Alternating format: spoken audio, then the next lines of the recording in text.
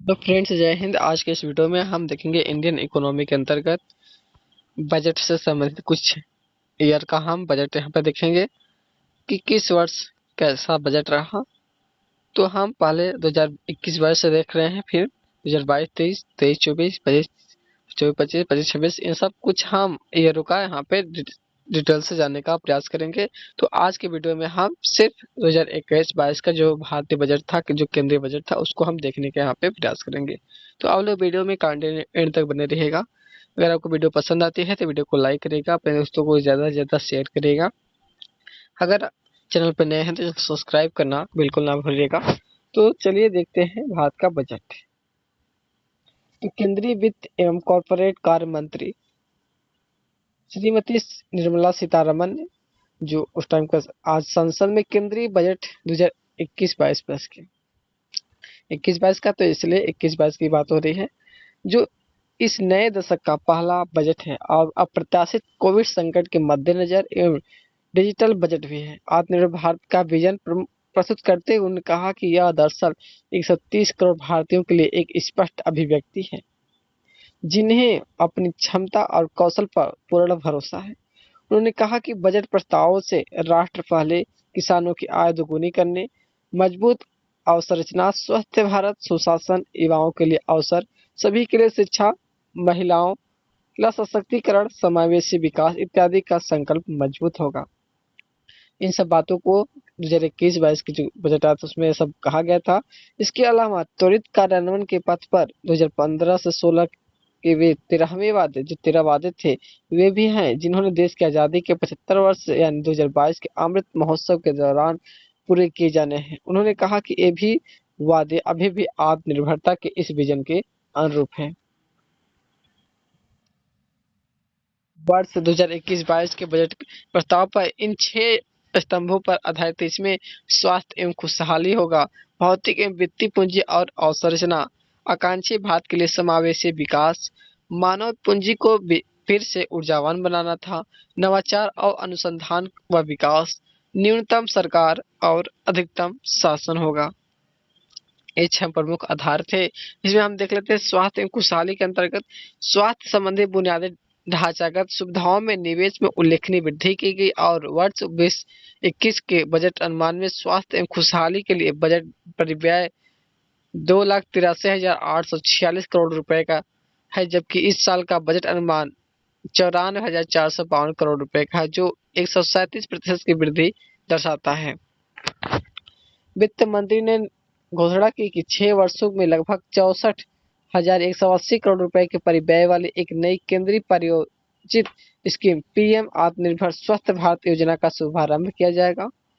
इससे प्राथमिक, द्वितीयक और तृतीयक स्वास्थ्य प्रणालियों की क्षमता विकसित होगी। मौजूदा राष्ट्रीय संस्थान मजबूत होंगे और नए संस्थानों का सृजन होगा, जिससे नई और उभरती बीमारियों की पहचान एवं इलाज करने में आसानी होगी। यह राष्ट्रीय स्वास्थ्य मिशन के अतिरिक्त होगा। इस योजना के तहत किए जाने वाले मुख्य उपाय निम्नलिखित है, उसको हम यहाँ पे देख लेते हैं। इसमें 17,788 ग्रामीण और 11,024 शहरी स्वास्थ्य एवं वेलनेस केंद्रों के लिए आवश्यक सहायता दी जाएगी। 11 राज्यों के सभी जिलों में 3,382 प्रखंड सार्वजनिक स्वास्थ्य इकाइयों में एकीकृत सार्वजनिक स्वास्थ्य प्रयोगशालाएं स्थापित की जाएगी। 602 जिलों में और 12 केंद्रीय संस्थानों में गंभीर बीमारी की देखभाल से जुड़े अस्पताल ब्लॉक स्थापित किए जाएंगे। राष्ट्रीय रोग नियंत्रण केंद्र, इसकी जिसे हम एनसीडीसी कहते हैं, इसकी 5 क्षेत्रीय शाखाओं और 20 महानगरों में स्थित स्वास्थ्य निगरानी इकाइयों को मजबूत किया जाएगा। सभी सार्वजनिक स्वास्थ्य प्रयोगशालाओं को आपस में जोड़ने के लिए एकीकृत स्वास्थ्य सूचना पोर्टल का विस्तार सभी राज्यों केंद्र शासित प्रदेशों में किया जाएगा। प्रवेश स्थलों अर्थात जो 32 हवाई अड्डों, 11 समुद्री बंदरगाहों और 7 लैंड क्रॉसिंग पर 17 नई सार्वजनिक स्वास्थ्य इकाइयों को चालू किया जाएगा और 23 मौजूदा सार्वजनिक स्वास्थ्य इकाइयों को मजबूत भी किया जाएगा। 15 स्वास्थ्य आपातकालीन ऑपरेशन केंद्रों और 2 मोबाइल अस्पतालों की स्थापना की जाएगी। वन हेल्थ के लिए एक राष्ट्रीय संस्थान, WHO के दक्षिण पूर्व एशिया क्षेत्र के लिए एक क्षेत्रीय अनुसंधान प्लेटफॉर्म, जैव सुरक्षा स्तर 3 की 9 प्रयोगशालाओं और विषाणु विज्ञान के लिए 4 क्षेत्रीय राष्ट्रीय संस्थानों की स्थापना की जाएगी। इस सभी उसकी मुख्य विशेषताएं थी।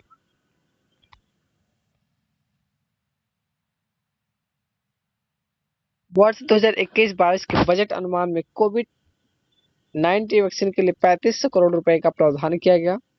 बाद में तैयार निमोकोकल वैक्सीन जो मौजूदा समय में केवल 5 राज्यों तक ही सीमित थे को देश भर में उपलब्ध कराया जाएगा। इसका उद्देश्य हर वर्ष 50,000 बच्चों को मौत के मुंह से बचाना है। पोषण तत्वों को बढ़ाने के साथ साथ इनकी डिलीवरी, पहुंच एवं परिणाम को बेहतर करने के लिए सरकार पूरक पोषण कार्यक्रम और पोषण अभियान का आपस में विलय कर देगी तथा मिशन पोषण 2 लॉन्च करेगी 2.0। सरकार सभी 112 जिलों में पोषण संबंधी परिणामों को बेहतर करने के लिए गहन रणनीति अपनाएगी। जलापूर्ति की सार्वभौमिक कवरेज और स्वच्छ भारत मिशन। वित्त मंत्री ने घोषणा की कि 2.86 करोड़ रुपए जो है घर में नल कनेक्शनों के साथ सभी 4,378 शहरी स्थानीय निकायों में सार्वजनिक जलापूर्ति के लिए जल जीवन मिशन शहरी का शुभारंभ किया जाएगा। इसके साथ ही 500 अमृत शहरों में तरल अपशिष्ट का प्रबंधन किया जाएगा। इससे 2,87,000 करोड़ रुपए के परिव्यय के साथ अगले 5 वर्षों में क्रियान्वित किया जाएगा। इसके अलावा 2021 से 26 तक के 5 वर्षों में 1,41,678 करोड़ रुपए की कुल वित्तीय आवंटन के साथ शहरी स्वच्छ भारत मिशन को कार्यान्वित किया जाएगा।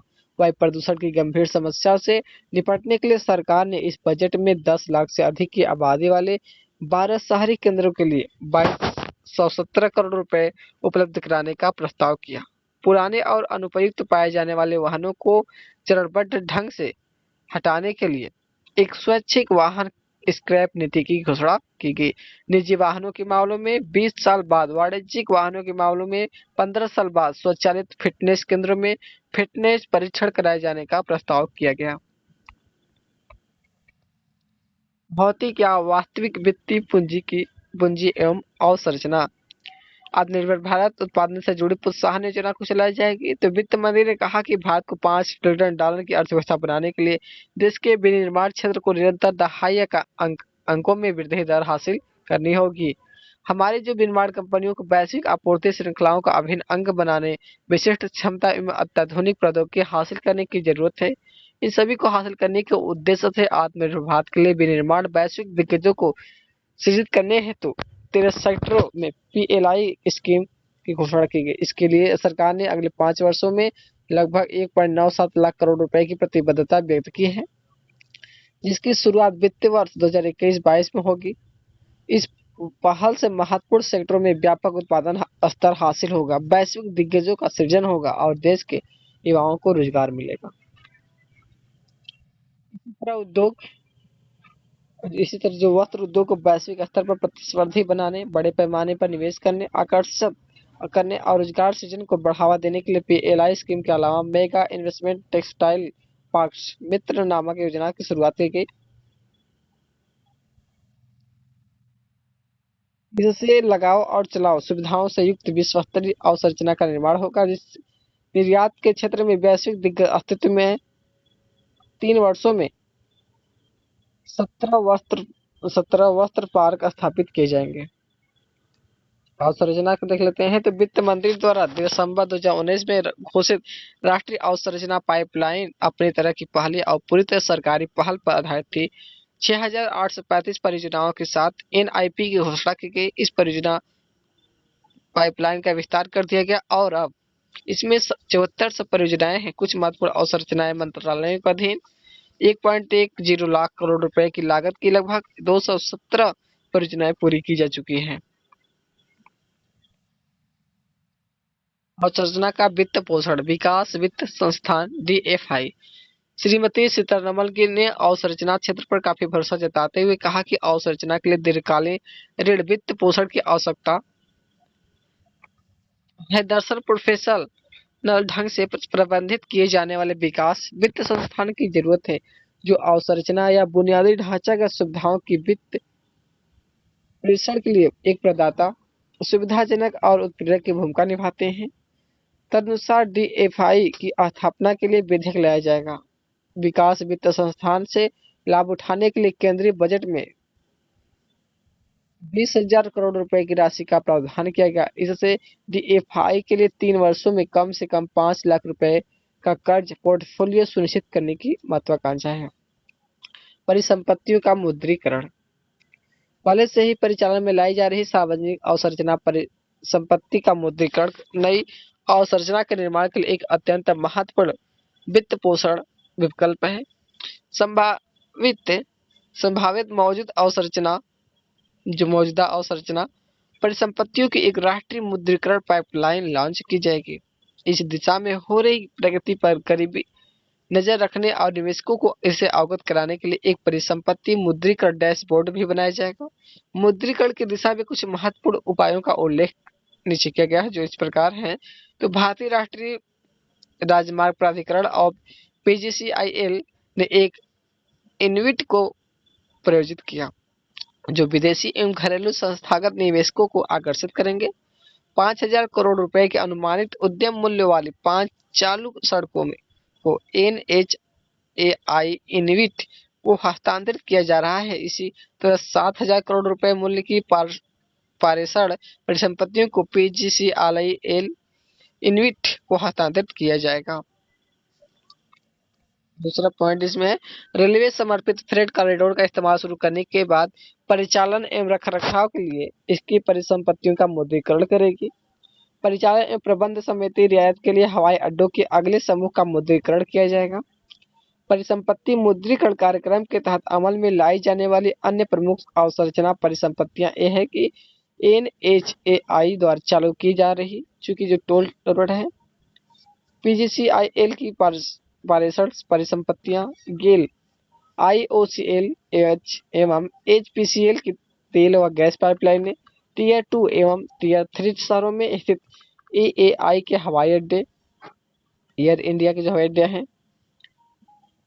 रेलवे की अन्य अवसंरचना परिसंपत्ति सीपीएसई जैसे कि केंद्रीकरण भंडार निगम, नेफेड इत्यादि की भंडारण संपत्तियां और खेत स्टेडियम। सड़क एवं राजमार्ग अवसंरचना, इसका संरचना कैसी होती है? तो वित्त मंत्री ने घोषणा की कि 5.35 लाख रुपए की लागत वाली भातमाला परियोजना के तहत 3.3 लाख रुपए करोड़ की लागत से 13,000 किलोमीटर से भी अधिक लंबी सड़कों के ठेके पहले ही दिए जा चुके हैं, जिनमें से 3800 किलोमीटर लंबी सड़कों का निर्माण हो चुका है। मार्च 2022 तक सरकार 8500 किलोमीटर लंबी सड़कों के लिए भी ठेके दे देगी। इसके साथ ही सरकार 11,000 किलोमीटर और लंबे राष्ट्रीय राजमार्ग कॉरिडोर का निर्माण पूरा कर लेगी। सड़क अवसंरचना का और भी अधिक विस्तार करने के लिए नई और आर्थिक कॉरिडोर की योजना बनाई जा रही है। उन्होंने सड़क परिवहन एवं राजमार्ग मंत्रालय के लिए 1,18,101 लाख करोड़ रुपए का विस्तारित परिव्यय प्रदान किया, जिससे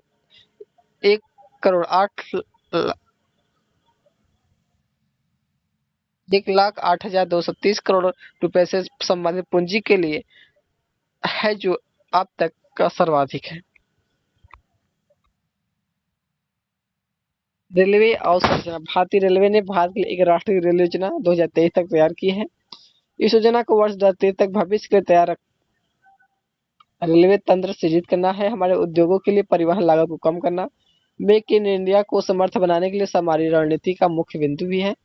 यह संभावित है संभावना है कि पश्चिमी समर्पित भांडा जो भाड़ा कॉरिडोर डीएफसी और पूर्वी डीएफसी जून 2022 तक हो जाएंगे। यात्रियों की सुविधा और सुरक्षा के लिए निम्नलिखित उपाय भी प्रस्तावित है। यात्रियों को बेहतर यात्रा अनुभव प्रदान करने के लिए पर्यटक रूटों का पर संदर्भ पूर्वक रूप से डिजाइन किए जाए। विस्टाडोम एचएलवी कोच आरंभ किए जाएंगे।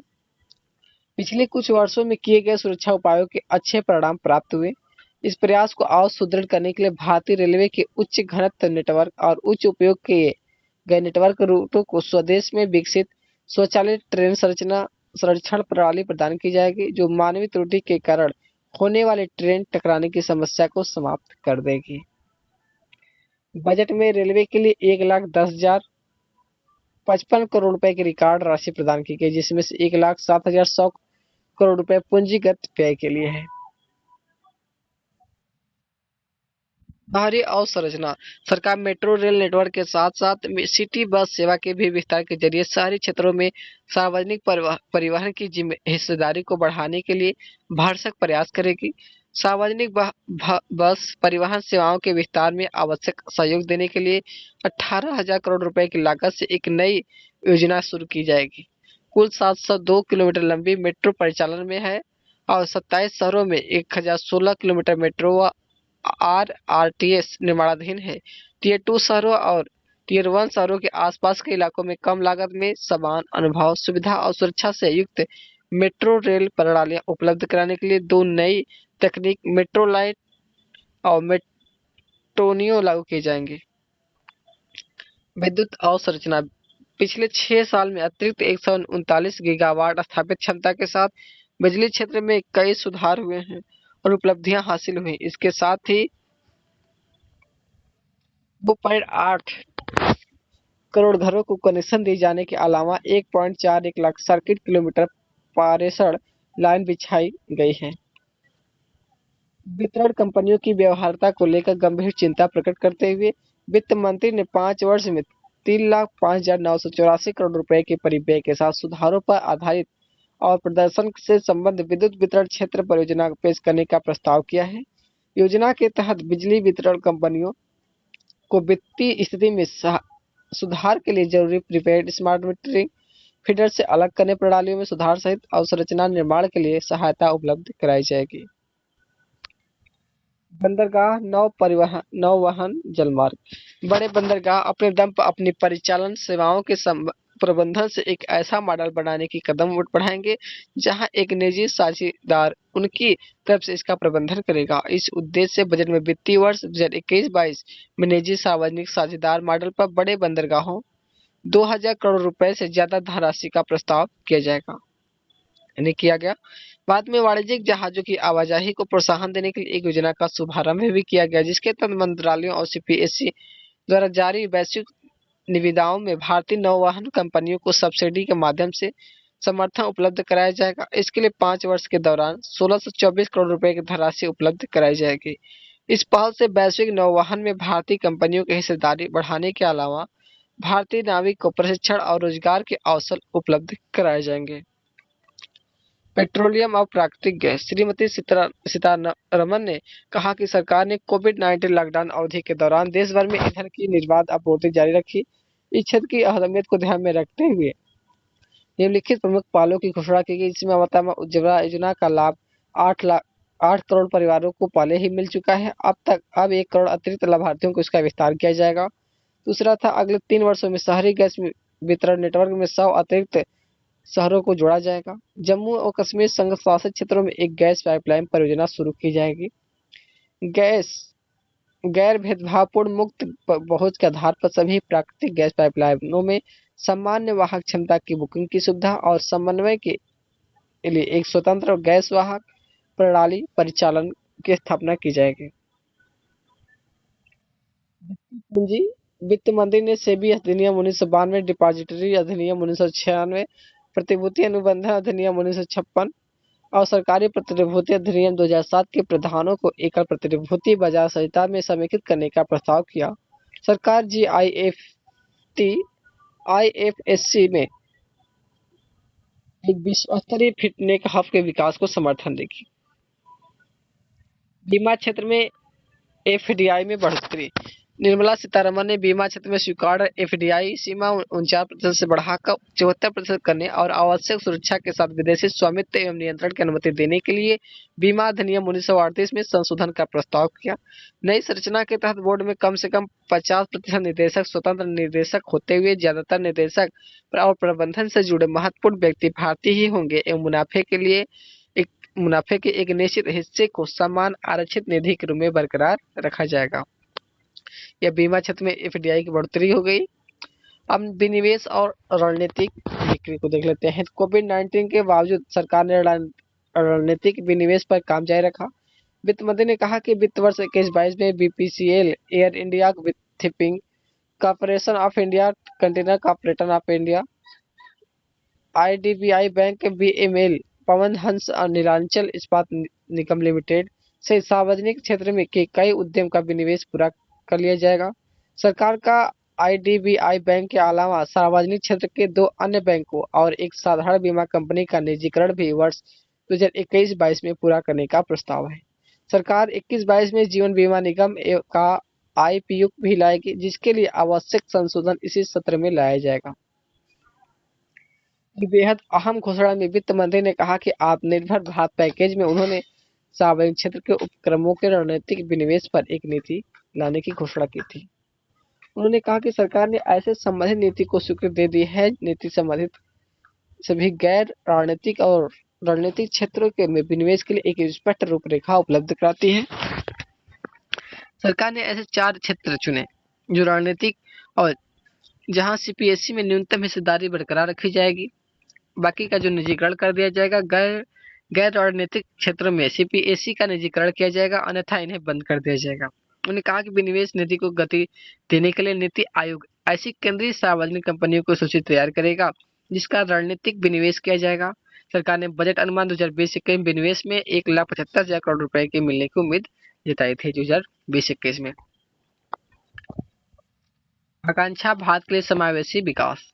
आकांक्षा भारत के लिए वित्त मंत्री के समावेशी विकास के अंतर्गत कृषि एवं सहायक क्षेत्रों, किसान कल्याण और ग्रामीण भारत, प्रवासी मजदूर एवं श्रम गैर वित्तीय समावेश को शामिल करने की घोषणा की गई। कृषि संबंध देख लेते हैं तो वित्त मंत्री ने कहा कि सरकार किसानों के कल्याण के लिए प्रतिबद्ध भी है। सुरक्षित कीमत उपलब्ध कराने के लिए एमएसपी व्यवस्था में व्यापक बदलाव हुआ, जो सभी कंपोजिट के लिए लागत की तुलना में कम से कम 1.5 गुना होगा। खेद एवं निश्चित गति से निरंतर बढ़ रही है। इसके परिणाम स्वरूप किसानों को भुगतान में भी बढ़ोतरी हुई है।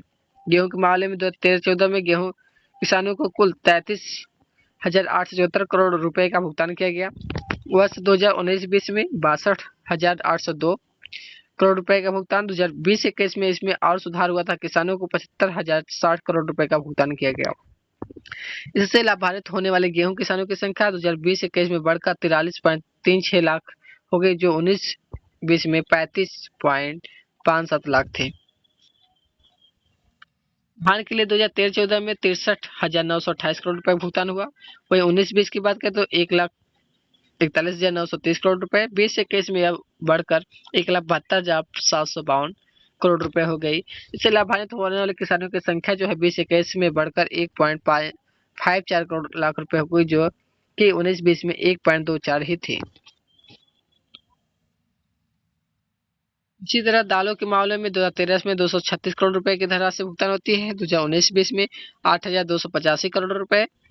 वहीं 20-21 की बात करें तो 10,530 करोड़ रुपए, जो 2013-14 के मुकाबले में 40 गुना से भी ज्यादा वृद्धि हुई है। इसी प्रकार कपास के किसानों की प्राप्ति तेजी में बढ़ती हुई 2013-14 में 90 करोड़ रुपए और वहीं बढ़कर 25,974 करोड़ रुपए हो गया 27 जनवरी 2021 में।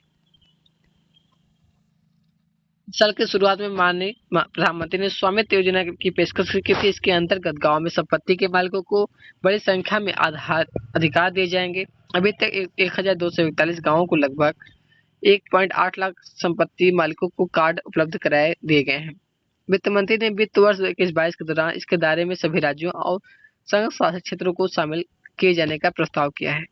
किसानों को पर्याप्त कर्ज उपलब्ध कराने के लिए सरकार ने वित्त वर्ष 22 में कृषि कर्ज का लक्ष्य बढ़ाकर 16.5 लाख करोड़ रुपए कर दिया है। इसी प्रकार ग्रामीण अवसंरचना विकास के लिए आवंटन 30,000 करोड़ रुपए से बढ़ाकर 40,000 करोड़ रुपए कर दिया गया है।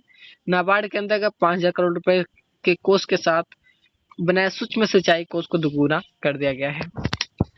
कृषि और सहायक उत्पादों में मूल्य संवर्धन व उनके निर्यात को प्रोत्साहन देने के लिए की गई एक अहम घोषणा के तहत अब ऑपरेशन ग्रीन योजना के दायरे में 22 जल्दी सड़ने वाले उत्पाद शामिल हो जाएंगे। वर्तमान में योजना टमाटर, प्याज और आलू पर लागू है। ई नेम्स में लगभग 1.68 करोड़ किसान पंजीकृत है। इसके माध्यम से 1.14 लाख करोड़ रुपए का व्यापार हुआ। पारदर्शिता और प्रतिस्पर्धा को ध्यान में रखते हुए ई नैम कृषि बाजार में लाया गया। ई नैम के साथ 1,000 से ज्यादा मंडियों को जोड़ा जा चुका है। एपीएमसी को अपनी अवसंरचना सुविधा बढ़ाने के लिए कृषि अवसंरचना कोष उपलब्ध कराया जाएगा। मछली पालन तो वित्त मंत्री ने मछली पकड़ने और मछली उतारने वाले केंद्रों के विकास में पर्याप्त निवेश का प्रस्ताव रखा है। वित्त मंत्री ने कहा कि मछली पकड़ने वाले 5 प्रमुख केंद्रों कोच्चि, चेन्नई, विशाखापत्तनम, पारादीप और पेट्टू आघाट आघाट को आर्थिक गतिविधियों के केंद्र के रूप में विकसित किया जाएगा। प्रवासी कामगार और श्रमिक। सरकार ने एक राष्ट्र एक राशन कार्ड योजना शुरू की। उसके बाद में लाभार्थी देश में कहीं भी अपना राशन कार्ड का दावा कर सकते हैं। एक राष्ट्र एक राशन कार्ड योजना 32 राज्यों और केंद्र शासित प्रदेशों में लागू है। 32 राज्य नहीं होगा, यहाँ पे 28 राज्य होगा और 69 करोड़ लाभार्थियों तक पहुंच रही है। यह संख्या इस योजना के तहत शामिल लाभार्थियों की कुल संख्या 86% है। बाकी 4 राज्य और केंद्र शासित प्रदेश अगले कुछ महीने में से जुड़ जाएंगे। सरकार ने 4 श्रम कोड लागू करने के लिए 20 साल पहले शुरू हुई परिक्रमा को समाप्त करने का प्रस्ताव किया। वैश्विक रूप से अपने पहली बार सामाजिक सुरक्षा के लाभ वंचित और मंच कामगारों तक पहुंचेंगे। न्यूनतम वेतन सभी श्रेणी कामगारों पर लागू होंगे। वहीं सभी कर्मचारी राज्य बीमा निगम के तहत आएंगे। महिलाओं को सभी श्रेणियों में तथा उच्च सुरक्षा के साथ रात की शिफ्ट में भी काम करने की अनुमति दी जाएगी। इस प्रकार कर्मचारियों पर एकल पंजीकरण लाइसेंस प्राप्त करना और ऑनलाइन रिटर्न के साथ अनुपालन भर काम कम किया जाएगा। वित्त समावेश। तो कमजोर वर्गों के लिए किए गए उपायों में अनुपालन में वित्त मंत्री ने अनुसूचित जाति, अनुसूचित जनजाति, महिलाओं के लिए स्टैंड ऑफ इंडिया की योजना के तहत बृहत नकदी प्रवाह सहायता को आगे बढ़ाने की घोषणा की गई। वित्त मंत्री ने मार्जिन मनी की जरूरत 25% से घटाकर 15% करने और कृषि से संबंधित गतिविधियों के लिए ऋणों को भी शामिल करने का प्रस्ताव किया। इसके अलावा एमएसएमई क्षेत्र की सहायता के लिए अनेक उपाय किए गए। सरकार ने इस बजट में इस क्षेत्र के लिए 15,700 करोड़ रुपए उपलब्ध कराए, जो इस वर्ष के बजट के अनुमान से दोगुने से भी अधिक है। मानव पूंजी को मजबूत बनाना। वित्त मंत्री ने कहा कि हाल में ही में घोषित की गई राष्ट्रीय शिक्षा नीति का स्वागत हुआ। यह कहते हुए कि 15,000 से अधिक स्कूलों को राष्ट्रीय नीति के सभी घटकों को शामिल करके गुणवत्ता रूप से मजबूत बनाया गया। उन्होंने यह भी घोषणा की कि एनजीओ, निजी स्कूलों और राज्यों की भागीदारी में 100 नए सैनिक स्कूल स्थापित किए जाएंगे। उन्होंने एक छत्रक निकाय के रूप में एक भारतीय उच्च शिक्षा आयोग स्थापित करने का भी प्रस्ताव किया। इसमें मानक स्थापना, मान्यता, विनियमन और वित्त पोषण के लिए 4 अलग घटक शामिल हुए। लद्दाख में उच्च शिक्षा तक पहुंच के लिए सरकार ने लेह में केंद्रीय विश्वविद्यालय स्थापित करने का प्रस्ताव किया। अनुसूचित जाति और अनुसूचित जनजाति कल्याण। सरकार ने जनजातीय क्षेत्रों में 750 एकलव्य मॉडल आवासीय स्कूल स्थापित करने का लक्ष्य निर्धारित किया।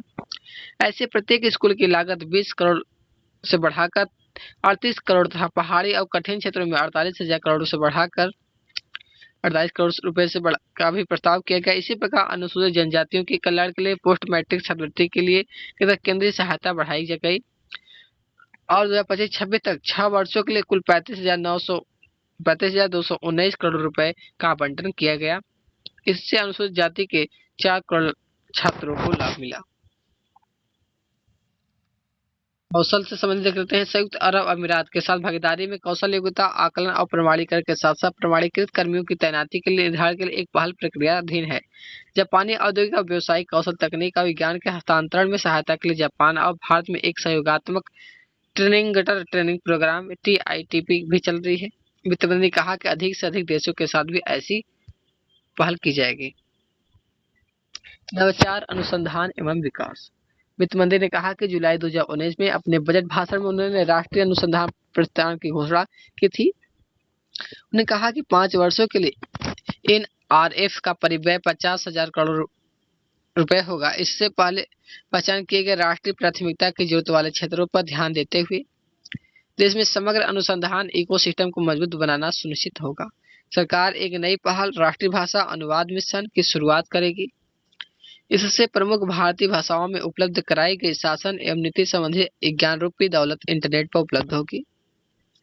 अंतरिक्ष विभाग के तहत एक सार्वजनिक क्षेत्र उपक्रम the new space India limited को छोटे भारतीय उपग्रहों के साथ ब्राजील से एमजोनिया उपग्रह ले जाने वाले PSLV CA-51 को लॉन्च करेगा। गंगायान मिशन गतिविधियों के एक भाग के रूप में 4 भारतीय अंतरिक्ष यात्री रूस तनिक जेनेरिक स्पेस फ्लाइट आस्पेक्ट पर प्रशिक्षण प्राप्त कर रहे हैं। पहला मानव रहित लॉन्च दिसंबर 2021 में होने का कार्यक्रम है। न्यूनतम सरकार अधिकतम शासन। वित्त मंत्री ने बजट के 6 महत्वपूर्ण स्तंभों पर जोर देते हुए न्याय को तेजी से उपलब्ध कराने के लिए पिछले कुछ वर्षों में ट्रिब्यूनलों में सुधार लाने के लिए अनेक कदम उठाने का प्रस्ताव किया। उन्हें ट्रिब्यूनलों को के कामकाज को युक्तिपूर्ण बनाने के लिए आगे उपाय करने का भी प्रस्ताव किया। सरकार ने 56 संबंध स्वास्थ्य देखभाल व्यवसायों पर का पारदर्शी और कुशल विनियमन सुनिश्चित करने के लिए दृष्टिकोण के साथ संसद में राष्ट्रीय संबंध स्वास्थ्य देखभाल पेशेवर विधेयक पेश किया। उन्होंने यह घोषणा भी की कि भारत के इतिहास में आगामी जनगणना प्रथम डिजिटल गणना हो सकती है और इस बड़े और महत्वपूर्ण कार्य के लिए वर्ष 2021-22 में 3,768 करोड़ रुपए आवंटित किए गए हैं। राजकोषीय स्थिति के बारे में उन्होंने अर्थव्यवस्था पर महामारी के प्रभाव के परिणाम स्वरूप एक कमजोर राजस्व अंतर्प्रवाह को रेखांकित किया। एक बार स्वास्थ्य स्थिति स्थिर होने और लॉकडाउन धीरे धीरे उठाया गया, सरकार खर्च बढ़ गया, जिसके कारण घरेलू मांग पुनर्जीवित हुई, जिसके कारण जब 2021 के लिए 3.42 लाख करोड़ रुपए के मूल बजट अनुमान व्यय की तुलना में संशोधित अनुमान 34.50 लाख करोड़ रुपया आगे गए और आय की गुणवत्ता बरकरार रखी गई। संशोधित अनुमान में पूंजीगत व्यय 2021 में 4.39 लाख करोड़ रुपए है, जबकि 2021 की बात करें तो वही 4.12 लाख करोड़ रुपए हो जाएगा। वित्त मंत्री ने कहा कि संशोधित अनुमान 2020-21 में राजकोषीय घाटा बढ़कर सकल घरेलू उत्पाद का 9.5% हो गया और इसे सरकारी ऋणों, बहुपक्षीय ऋणों, लघु बचत निधियों और अल्पकालीन ऋणों के माध्यम से धन उपलब्ध कराया गया। वित्त मंत्री ने कहा कि सरकार को अतिरिक्त 80,000 करोड़ रुपए की जरूरत होगी, जिसके लिए हम इन 2 महीनों में बाजार तक पहुंच कायम करेंगे। बजट अनुमान 2021 में राजकोषीय घाटा जीडीपी का 6.8% रहने का अनुमान है। अगले साल बाजार के से कुल उधारी लगभग 12 लाख करोड़ ही होगा। निर्मला सीतारमण ने घोषणा की कि सरकार की योजना राजकोषीय समेकन के मार्ग पर लगातार चलने की है और राजकोषीय घाटा के स्तर को कम करने के 25-26 तक इस अवधि के दौरान साधारण रूप से स्थिर हास्य के साथ जीडीपी के 4.5% स्तर पर लाना चाहते हैं। हम पहले बेहतर अनुपालन के माध्यम से कर राजस्व के में उछाल रखकर दूसरे परिसंपत्तियों, जिनमें लोक उद्यम और भूमि सम्मिलित है, के मुद्रीकरण से प्राप्तियां बढ़ाकर अवलोकन समेकन हासिल करने की उम्मीद करते हैं। 15वें वित्त आयोग की मत के अनुसार सरकार राज्यों के लिए नेवल उधार की सामान्य उच्चतम सीमा सकल राज्य घरेलू उत्पाद के 4% पर नियत करने की अनुमति दे रही है।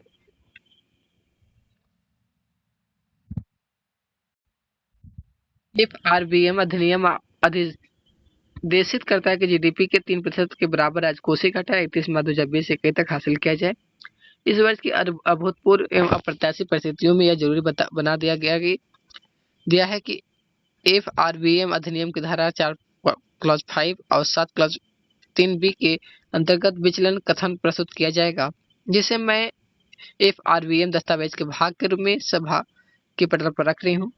9 दिसंबर 2020 को 15वें वित्त आयोग ने 21 से 26 की अवधि को कवर करते हुए अपने अंतरिम रिपोर्ट राष्ट्रपति जी को प्रस्तुत कर दी। सरकार ने आयोग की रिपोर्ट राज्यों का उदारोन्मुखी हिस्सा 41% पर बरकरार रखते हुए व्याख्यात्मक टिप्पणियों के साथ संसद में रख दिए हैं। आयोग की सिफारिश पर बजट में 2021-22 में 70 राज्यों को राजस्व घाटा अनुदान के रूप में 1,18,452 करोड़ रुपए उपलब्ध कराए गए।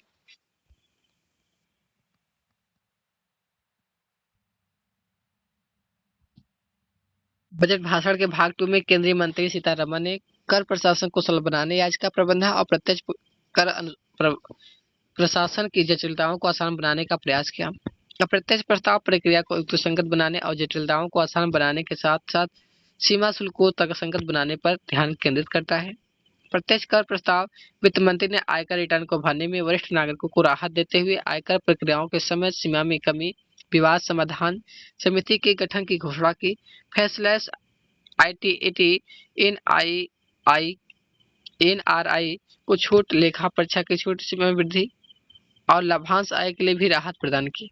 उन्होंने देश में बुनियादी ढांचे में विदेशी निवेश को आकर्षित करने, सस्ते और किराए के आवासों के लिए राहत, आईएफएससी के लिए कर प्रोत्साहन, छोटे चैरिटेबल ट्रस्टों को राहत और स्टार्टअप के लिए प्रोत्साहन जैसे कदमों की भी घोषणा की गई थी।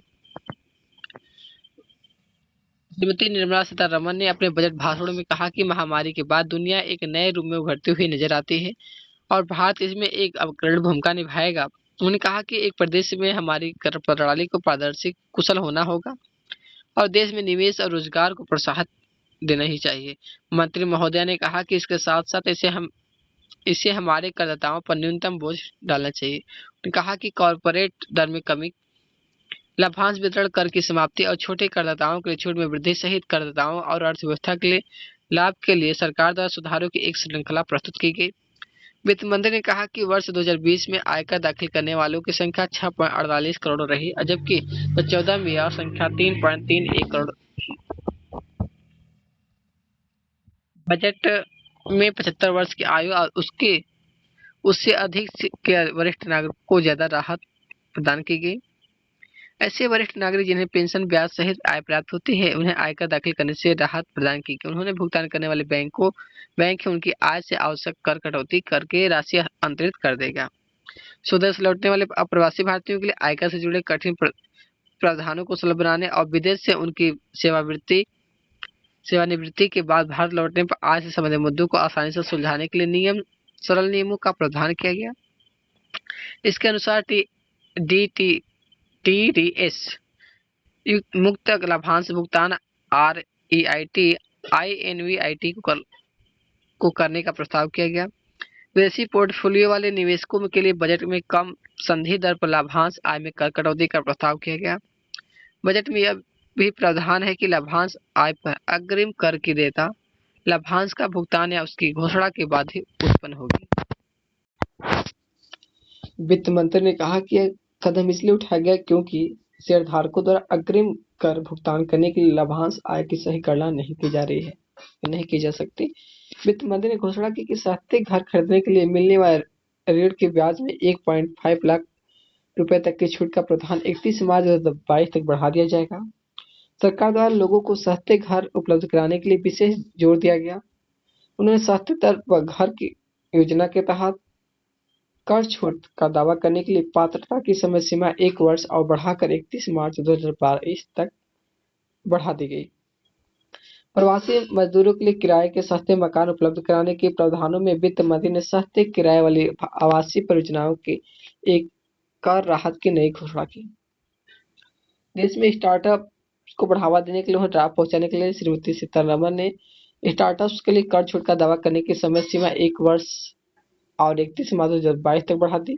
इस आदेश के अनुसार स्टार्टअप के लिए संदर्भित कोष में निवेश की पूंजी पर नियम आधारित छूट को प्राप्त कराने के लिए समय सीमा 1 वर्ष बढ़ाकर 31 मार्च 2022 तक कर दी गई थी।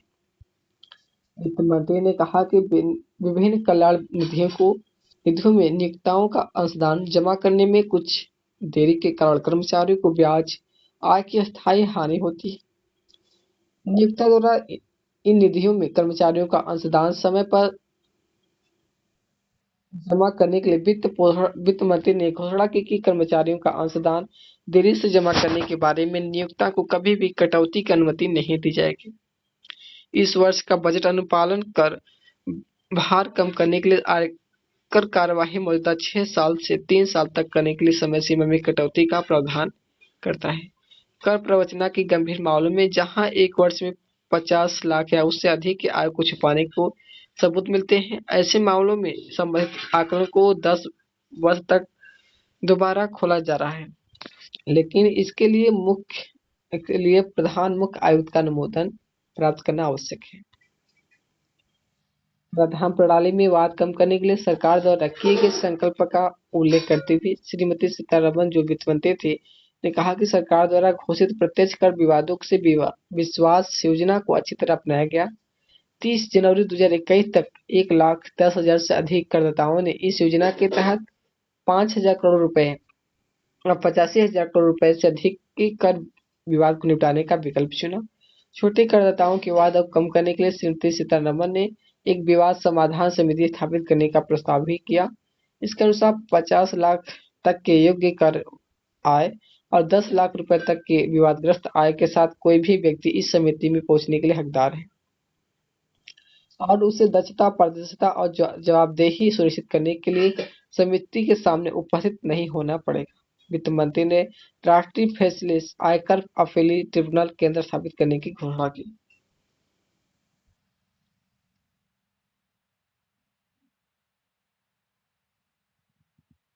डिजिटल लेन-देन करने को प्रोत्साहन देने और ज्यादातर लेन-देन को डिजिटल माध्यम से करने वाले व्यक्ति पर अनुपालन का भार कम करने के लिए बजट में कर लेखा परीक्षा की सीमा को बढ़ाने का प्रावधान किया गया। इससे क्या होता है कि ऐसे व्यक्ति लाभान्वित होंगे जो 5 लाख करोड़ रुपए 5 करोड़ रुपए से लेकर 10 करोड़ रुपए तक का 95% लेन देन डिजिटल माध्यम से करते हैं। विनिर्माण के क्षेत्र में विदेशी निवेशक को आकर्षित करने के लिए बजट में निजी निधि के व्यय से जुड़ी स्थितियों, वाणिज्यिक गतिविधियों के प्रतिबंधों और विनिर्माण में सीधे निवेश से जुड़े नियमों को सरल बनाकर राहत प्रदान की गई। आदेश के अनुसार विनिर्माण के लिए कोष इकट्ठा करने में जीरो कूपन बॉन्ड शुरू किया जाएगा। बजट में कर के तौर पर एक सक्षम जीरो कूपन बॉन्ड जारी करके धन जुटाने के तहत अधिसूचित बुनियादी ऋण निधि इसलिए पात्र बनाने का प्रावधान किया गया। अंतर्राष्ट्रीय वित्त सेवा केंद्र को बढ़ावा देने के लिए बजट में कर प्रोत्साहित राशि की घोषणा की गई। बजट में सूचीबद्ध प्रतिभूतियों से पूंजी लाभों के विवरण, बैंकों और डाकघरों आदि से लाभांश आय और बजट का प्रस्ताव किया गया और यह रिटर्न को आसानी से भरने के लिए पहले से भरा होगा। वेतन, आय, कर भुगतान, टीडीएस आदि के विवरण भी रिटर्न में पहले ही भरे। शैक्षणिक संस्थान और अस्पताल चलाने वाले छोटे चैरिटेबल न्यासों पर आयकर का भार कम करने के लिए बजट में राहत की घोषणा की गई। इसके तहत 1 करोड़ रुपए से लेकर 5 करोड़ रुपए तक की वार्षिक लेखा प्रविष्टियों पर राहत की सीमा बढ़ाने का प्रावधान किया गया। अप्रत्यक्ष कर का प्रस्ताव देख लेते हैं। तो अप्रत्यक्ष कर प्रस्ताव में के मुद्दे पर मंत्री महोदया ने कहा कि पिछले कुछ महीनों में रिकॉर्ड जीएसटी संग्रह किया गया है। उन्होंने कहा कि जीएसटी को भविष्य में और सरल बनाने के उपाय किए जाएंगे।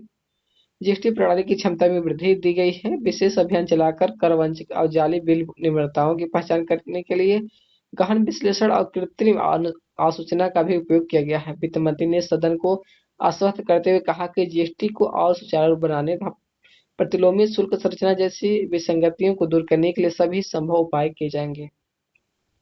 सीमा शुल्क नीति के संबंध में वित्त मंत्री ने कहा कि घरेलू विनिर्माण को बढ़ावा देने और भारत को वैश्विक मूल्य श्रृंखला में शामिल करने और अधिक निर्यात को सहायता देने के लिए सीमा शुल्क नीति के दो उद्देश्य हैं। उन्होंने कहा कि अब कच्ची सामग्रियों की सुलभता तथा मूल्य संवर्धित उत्पादों के निर्यात को आसान बनाने पर जोर दिया गया।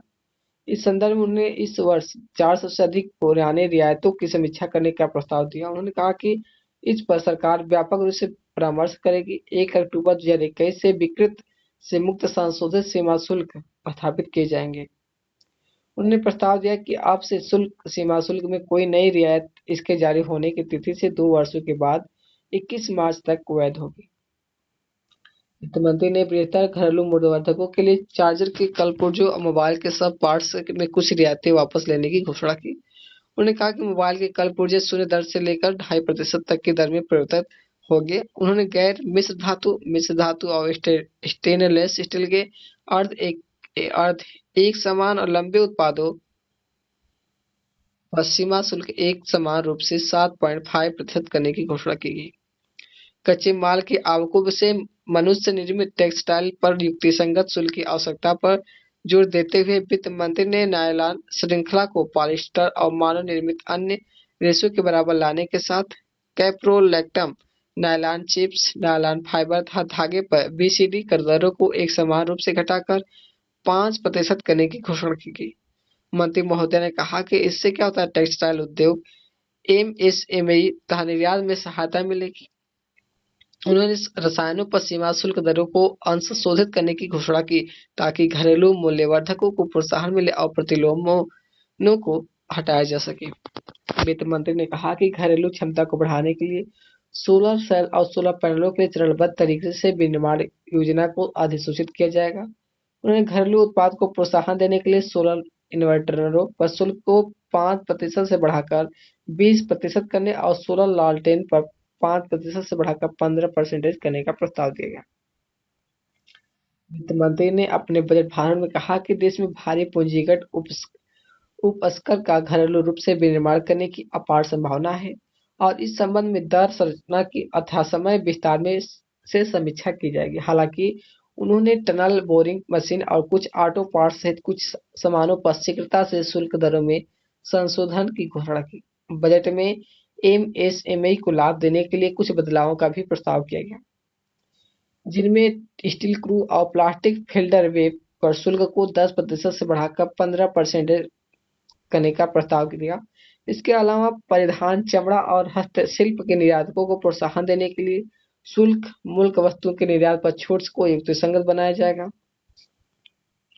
किसानों को लाभ देने के लिए वित्त मंत्री ने कपास पर सीमा शुल्क को बढ़ाने की घोषणा की। उन्होंने डीएनएचई एथाइल अल्कोहल पर उद्दिष्ट उपयोग आधारित छूट को वापस लेने की घोषणा की।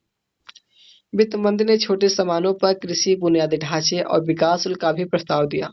उन्होंने कहा कि उपकर को लागू करते समय हमने अधिकांश मदों पर अभियोक्ताओं पर अधिक बोझ न डालने की तरफ से भी विशेष रूप से ध्यान दिया गया। यह संगत अनुप्रयोगों और जटिलताओं को कम करने के संबंध में वित्त मंत्री ने कहा कि एडीडी और सीवीडी शुल्कों से संबंधित प्रावधानों में कुछ बदलाव का प्रस्ताव किया गया। उन्होंने कहा कि सीमा शुल्क जांच को पूरा करने के लिए सुनिश्चित सीमा शुल्क निर्धारित की जा रही है। मंत्री महोदया ने कहा कि सितंबर 2020 से शीघ्र कस्टम पहल का शुभारंभ किया जाएगा। इससे एफटीए के दुरुपयोग को अंकुश लगाने में मदद मिलेगी। तो फ्रेंड्स, आज के लिए इतना ही। इसमें हमने 2021-22 के जो भारतीय बजट था, केंद्रीय बजट, उसको हमने यहाँ पे डिटेल से देख लिया। इसमें कौन कौन से और किस सेक्टर में कितने पैसे खर्च किए गए और कौन कौन से विकास के बारे में इसमें बताया गया। फ्रेंड्स, एक दो बार देख लेंगे तो आज का रिजल्ट प्रकाश होगा। इसी प्रकार हम 25-26 तक की जितने भी बजट है सबको एक एक वीडियो के माध्यम से देख लेंगे। तो अगर चैनल पर नए हैं तो सब्सक्राइब करिएगा, अपने दोस्तों को ज़्यादा से ज़्यादा शेयर करिएगा। अगर वीडियो पसंद आती है तो वीडियो को लाइक करना ना भूलिएगा। Okay, thanks.